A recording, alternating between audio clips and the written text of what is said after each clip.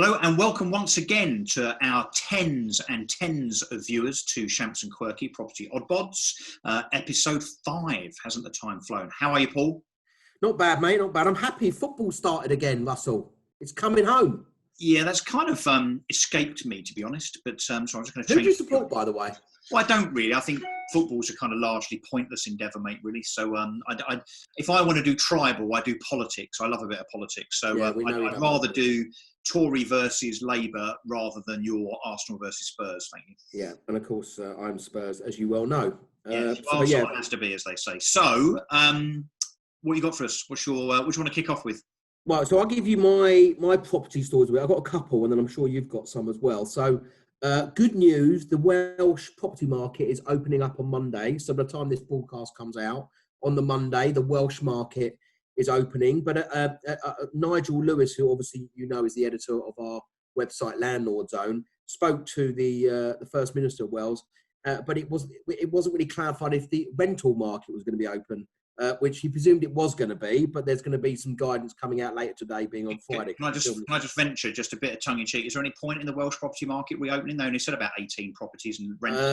Do you know what? Our tens and tens of viewers now is going to go down to our Welsh feed. You know how to offend people, Russell, don't you? No, I actually do know. I looked this up because you told me you were going to do this. 40,000 properties were sold in Wales last year. Only 40,000, and over 1 million in the UK generally. So it's Hold on, let me put this question to you, Russell. You are an agent, Keller and Williams. You wouldn't turn down 40,000 commissions, would you? No, we wouldn't, but we haven't got anybody in Wales yet. So no, I'm being facetious. Of course, how did I not expect you wouldn't be? You're a witty for the sake of comedy. For the sake of facetious is your middle name, Russell. Let me move on. The Scottish property market have been quite slow to come to the party, effectively. 29th of June, that reopens. We have a lot of Scottish agents at My Deposits and at Hamilton Fraser. I've done a webinar for our Scottish agents and landlords. So they've been getting really frustrated because they've been ultra cautious with your friend Nicola Sturgeon, who I know you're a big fan of. Who I think she's. I mean, some people say she's absolutely fantastic. Unfortunately, I'm not one of them. I'm not a big fan either. But anyway, we won't talk about the crankies. Yeah, you're going to say she's little Jimmy Cranky, isn't she?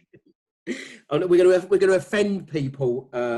That's not. What Paul, I think we should offend people more. I think we probably increase our viewership to the dozens rather than. Yeah, of course. But you know what? The whole point of this show, Russell, is to have a laugh. And it's just banter, isn't it? Really. And we will film this one day in a pub, won't we? Well, it'd be nice, yeah, to do this kind of face to face, really, because exactly. Yeah, that's exactly. That would be nice. That would be nice. Well, let me tell you my second story, Russell. So there was a really big court case at the Court of Appeal yesterday, which really has some bearing on landlord action. Obviously, my baby, my company that I started, relating to landlords and gas safety certificates. So there was a case of Turkerell House versus Patricia Bouncfield, and basically what happens is that when a tenant moves into a tenancy, into a property, you have to serve paperwork relating to the Deregulation Act. One of those bits of paperwork is the gas safety certificate. If you didn't serve that gas safety certificate on the tenant prior to moving in, it meant you could not serve a Section 21 notice, period. So effectively, the tenancy became an assured tenancy, not assured short-hold. So there was loads of landlords, especially the self-managed landlords that don't know what they're doing, were stuck in the mud. And of course, you had to wait for the tenant to have a breach of tenancy, being rent arrears or subletting, whatever, to get them out. Anyway, good news for landlords, and we want a bit of good news for landlords because there's not a lot of good news for landlords at the moment, and it hasn't been for a while, is that the judges, there was 3 judges, 2-1 in favour, that if you had a gas safety certificate, and obviously it was done when they moved in, but you didn't serve the paper until after, doesn't matter, you can reserve the gas safety certificate on the tenant and serve a Section 21 notice after. A bit like if you don't put the deposit in the deposit scheme, you've got to give the deposit back and then serve a Section 21 notice. So it means that landlords can get their property back. But there is a big but, which is eventually Section 21 is going to be banned. And we'll talk about that further down the line. But anyway, that's been some good news. Which they're consulting on, but basically the consultation. But I know that just for the people watching, that it has affected, or they do know about the renting, is I actually have spoken or via LinkedIn to the tenant solicitor, and he said it's going to be appealed to the Supreme Court. So go on and on and on and on and on. It's going to go on and on, and of course they'll be on legal aid. I most definitely would imagine. Yeah. So good. Okay. Well, look, I want to talk about some sales stuff. Obviously, that's my okay. Good. But a bit of rental actually. Let's talk about the rental thing first, shall we?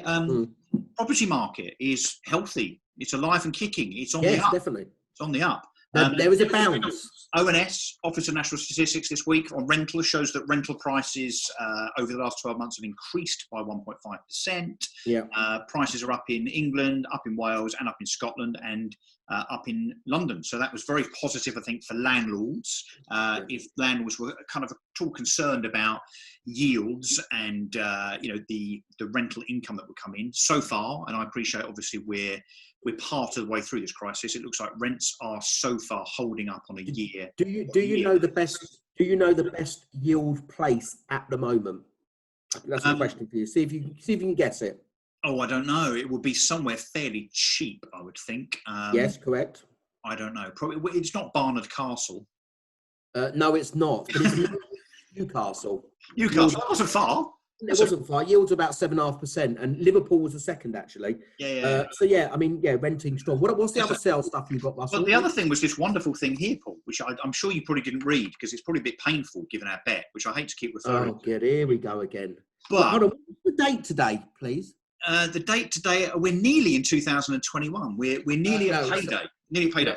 So we're only halfway through June. We had the bet a month ago. I know. But you see, for the last 5 or 6 weeks, lots of people have been talking the market down and saying that there's going to be a kind of house price Armageddon. So, of course, I'm acutely looking at every little bit of data that comes out, particularly the data that applies to during lockdown, and in particular now, which the Rightmove report does, the period of time out of lockdown, and insofar as the bit where the property market had been unlocked, which of course was. But it's too early days. Sorry. Well, it is. But what's very interesting from the Rightmove perspective, and look, you could argue that this isn't a sustainable thing. You could argue that this is just inertia because obviously nothing has happened in the property market for the last 2 months. However, what many people expected from the Rightmove report was that it would be pretty dire, as we saw with the Nationwide and the Halifax numbers when we last spoke a week or so ago. But actually, just in précis, what the Rightmove report shows is not just the fact that asking prices have increased, which doesn't matter because they're asking prices, and that's therefore just the ambition of the seller. Yeah, so it's correct. Pointless. But 2 or 3 things. First of all, the amount of inquiries going to agents has now hit an all-time high.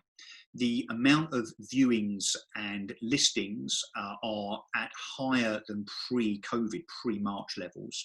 But here's the kind of killer stat. This is very, very interesting indeed, is that since February, so way before we were that worried about coronavirus, the percentage of asking price that properties are achieving is higher today than it was in February. So what should happen if the market was starting to collapse? No, it should go the other way round. You should see buyers making horrible bids, sellers having to take them, and therefore the percentage of asking price, the percentage achieved as a percentage of asking price should drop. That is not happening. And the demand that we're seeing from agents and commentators and most people in the sector that are at the coalface, it does seem that demand is unfeasibly strong. So my 200 quid is still very safe, Paul. Let me just say this, because we're going to have this banter every week. We are. God knows I can put up with you for another, God knows what, 11 months. You nearly. I know. I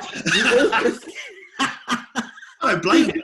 Most people in my company swear. It's the Russell the Russell contamination is getting to me. It's the quirk effect. The quirk effect. I love that. Obviously, you've been called that before. So you've been called something else before as well.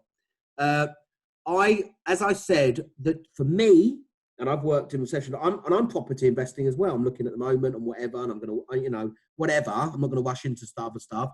I would say a really good indicator is going to be after summer, right? After summer, as I've said before, and I'd say this again, okay? During lockdown, I'm sorry if you think I'm a doom and gloom. I'm just a realist. I've been doing this a long time, right? Almost 30 years helping landlords and letting agents and obviously being in property. But on another side to you, because I'm not an estate agent, is since lockdown, there's been 612,000 people losing their job. There's 9 million people on furlough, okay? Yep. There's 2.4 million people on universal credit. So let's wait towards the end of the year. There'll be a true reflection. There will be landlords that will be exiting the marketplace and whatever. I just think that it's a bit early. You're peaking too soon, son. Yeah. Yes. Again, we will see. What else do you want to talk about? I've got another biggish story, really. Okay. But I know you want to talk about. Is it a foreign story you've got, or something? Yeah. So my foreign property story of the week. So how would you fancy, Russell, buying a property in Gary? Do you know where Gary is? Gary? Not Barry, Gary. Gary? I've got Gary. no idea. Not the Gary that was on Only Fools and Horses, not him. No, I've got no idea where Gary is. Is it? Gary is in Melbourne, is near Melbourne, obviously in Australia. And there was a property online that I saw that you could buy for $1 Australian. Okay, sounds wonderful. So, and the catch is? The catch is you have to live in Gary for 6 months. You have to have a few $1,000s in the bank in savings, and you have to renovate the property. But you have to apply for it, and obviously you have to apply from the local council to be able to get it. Obviously, there's not too many. So they own it. So the local authority owns it, and so they want to guarantee that someone buys it. And they guarantee. But a great opportunity for someone who lives in Gary. But you learn something new every day, don't you? And actually, how about buying a property that's more expensive than a cup of coffee? I bet you put a bid in of 30 cents, though, didn't you? I bet you wouldn't even. I did, yeah, but I didn't want to pay the auctioneer fees. So let me just talk about something which is maybe somewhat controversial. I had a bit of a bit of LinkedIn banter with a valuer from Spicer Heart today, and in fact, Nigel Lewis has talked on Negotiator a lot about Spicer Heart. I was amazed that, Spicer Heart have still not opened some of their offices, and the property market was allowed to open up about 5 weeks ago. Yeah, but I think there's a few offices that haven't opened up. I've driven around and I've seen a few independents still. There might be a few. I mean, I heard similar of Countrywide, although I also saw a statement from Countrywide saying that they were all going to be open, I think, a couple of weeks back. But I had a very interesting bit of banter with a chap by the name of Ryan Edwards, who I think is a Heart valuer somewhere around Colchester. And I kind of hijacked somebody else's LinkedIn post in the comments because he'd made some comments around the fact that he and many others within the Spicer Heart organisation were working from home, and we're enjoying working from home and being very productive. And of course, look, I'm an advocate of independent agents working without branches because, of course, of the whole Keller Williams thing. Keller Williams, yeah. But what was very interesting is something that he said, which was, I don't see why we need branches. And I guess my question, therefore, is on the basis that Nigel Lewis had reported that Paul Smith had said that he wasn't opening branches because he was, just wanted to take his time and be nice and diligent with regard to putting Perspex screens up, which sounds a bit far-fetched to me. It doesn't take you 5 weeks plus the lockdown period of 8 or 9 weeks to prepare. Can I just stop you just there? Let me just stop you just there. From someone that's a director of Hamilton Fraser, we've got 220 staff. I mean, albeit there's branches, so obviously we have a head office. There is a real lot of health and safety issues that one has to look at with regard to the PPE and the stuff that you have to do. And we are phasing in really slowly. And, there's a big cost. Yeah, I guess so. But my counter to that is that, A, it's not that difficult even to do something temporarily. B, is what this chap said insofar as him almost, it sounded a bit like the company line was, let's start telling everybody how great and beneficial it is for us all to be working from home, which then is perhaps a cover insofar as some of these branches, and here's my point, Paul, some of these may not open again, they might close ever opening again. What's they're closed down. Is if you're a business in the current market, and over the last 3 or 4 weeks, you've seen that demand has increased significantly, lots of people are out there viewing and buying, why would you not open those branches unless you always intended weeks and months ago never to open? So my further point, my secondary point is why, if this is the case, big if here, just in case the lawyers are watching, shouldn't Paul Smith and Spicer Heart be honest with their staff as to what's about to happen if they're not going to open those branches? No, you've got valid points, and we know that, and of course it is the cost, and it comes back to something that I predicted really, really early on in this pandemic. And obviously, as you know, I speak to 5-10 landlords a day, contact me personally, besides obviously the advice on landlord action, is the commercial property market and the expense of the commercial property. Actually, I forgot to mention, I actually had on Monday, I had a meeting with a TV production company, some TV ideas. And I'm not going to say too much, but it relates to the high street, you know. So Okay. I'll keep you in tune. But yeah, you've definitely got some valid points. I want to ask you your special feature, your prize property plum of the week. Who have you picked this week? Given that it's breaking news and it only was announced about 2 hours ago, but is astonishing, really, it has to be the government's Ministry of Housing, Communities and Local Government, on the basis, and this is probably closer to your brief than it is mine, as I understand it, from the 1st of June, but operational from the 1st of July, if you sign a tenancy agreement as a landlord from the 1st of July, you have to ensure that there is an electrical safety certificate in place, and that safety check has to be done every 5 years. The government decided that they were going to amend the guidance, so only yesterday issued further guidance, which I must admit I haven't read, but I've commentary on it. Yeah, and the commentary on it, though, Paul, was that it is such a mishmash of confusing, updated dates and directive as to render it completely uninterpretable. So, lo and behold, literally 12 hours after it went live on the MHCLG website, they've pulled it. So the government have kind of introduced some legislation, and we can argue the merits of the legislation or not. I mean, look, making sure that a tenant is safe insofar as electrical is obviously not a bad thing to do. Yeah, but shouldn't it be pretty easy, pretty simple to then say, right, on this date, we're introducing this legislation, and this is what you have to do. Yeah, correct. But the government introduced amendments, cocked the amendments up, and have now had to pull the whole thing. Yeah. And I genuinely now, bearing in mind, I'm a landlord. I've got a tenant moving in on Monday, so before the 1st of July, into one of my properties.